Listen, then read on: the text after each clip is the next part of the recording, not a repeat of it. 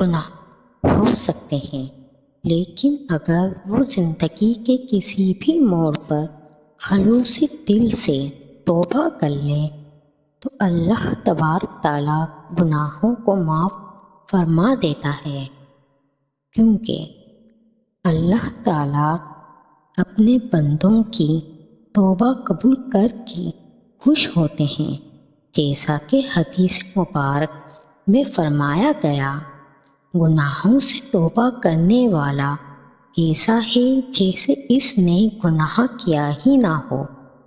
ارشاد باری تعالیٰ ہے، کہہ دیجیے اے میرے بندوں سے جنہوں نے اپنی جانوں پر ظلم کیا، میری رحمت سے مایوس نہ ہونا، بے شک اللہ تمام گناہوں کو بخش دے گا، بلا شبہ وہ بخشنے والا رحم کرنے والا ہے۔ حضرت علی فرماتے ہیں کہ یہ بہت امید افروز آیت ہے۔ اگر باپ اپنی نافرمان اولاد سے ناراض ہوتا ہے تو کہتا ہے اسے یہ کہہ دو، اسے یہ سمجھا دو، یعنی نام تک لینا پسند نہیں کرتا، لیکن اللہ تعالیٰ ان بندوں کو جنہوں نے اس کے احکامات توڑے، اس کی نافرمانی کی، ان سے بھی اجنبیت سے مخاطب نہیں کیا اور نہ محبت کے زمرے سے نکالا، بلکہ فرمایا، کہہ دیجیے اے نبی، اے میرے بندوں، کون سے بندے جنہوں نے اپنی جانوں پر ظلم کیا، اور پھر بڑی محبت سے فرمایا میری رحمت سے مایوس نہ ہونا، کیونکہ اللہ کی رحمت ہی اتنی وسیع کہ حدیث مبارک میں فرمایا گیا، مخلوق کو پیدا کیا تو اپنی اس خاص خطاب جو اس کے پاس عرش کے اوپر ہے لکھ دیا کہ میری رحمت میرے غضب پر بھاری ہے۔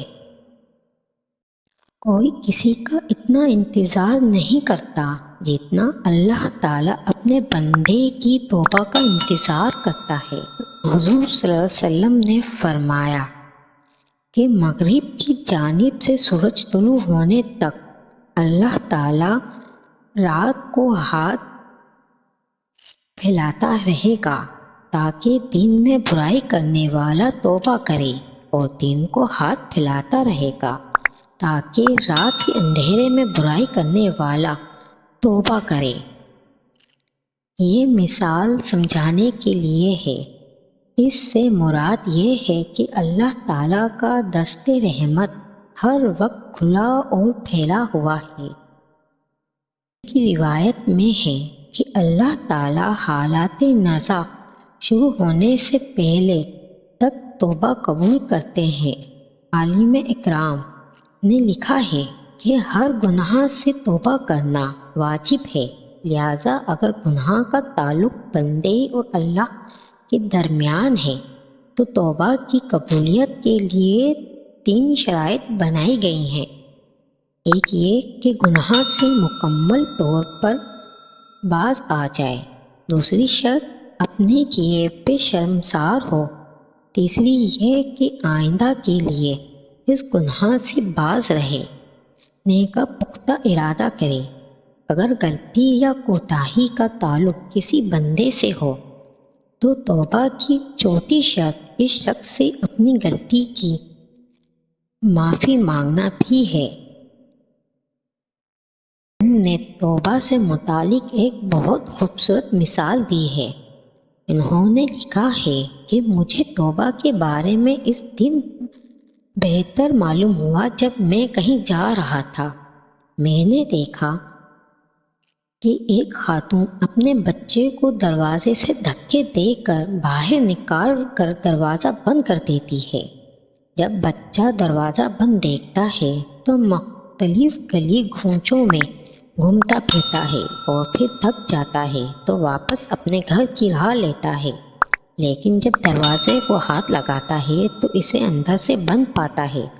بچہ دروازہ کھٹکھٹاتا ہے لیکن وہ نہیں کھلتا۔ وہ ایک بار پھر مٹر گشت شروع کر دیتا ہے، پھر واپس گھر کے دروازے پر آتا ہے تو اسے بند ہی پاتا ہے۔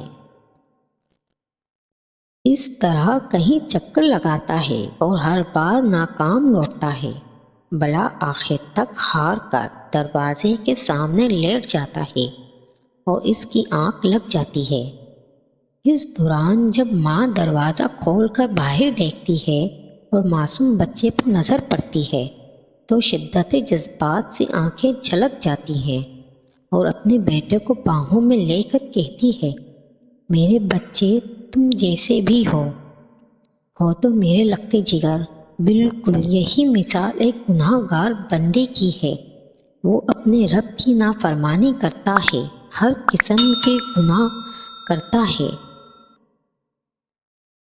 لیکن جب اپنے رب کی دہلیز پر سر جھکاتا ہے، آنسوں کی صورت چند قطرے گراتا ہے تو اللہ تعالیٰ اسے اپنی رحمت کے سائے میں لے لیتا ہے۔